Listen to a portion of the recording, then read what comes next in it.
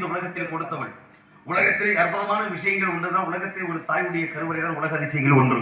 இப்படி அதிசய பிறவியாக நம்மளை படைத்து விட்டாள் தாய். அந்த தாய்மார்களும் திருக்கோயிலுக்கு திருச்சபையிலே அந்த தாயின் புகழை என்னவென்று பாடுவோம். இதோ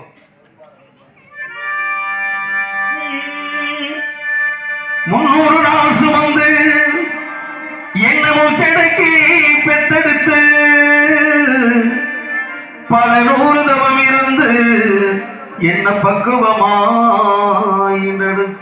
மாறிலையோ அம்மா தோழிலையோ நான் உறங்க நேர கட்டி காட்டிலையோ மேட்டேலையோ நெத்தி வேர்வை நித்தம் சுட்டி எனக்காக பாடுபட்ட சாமி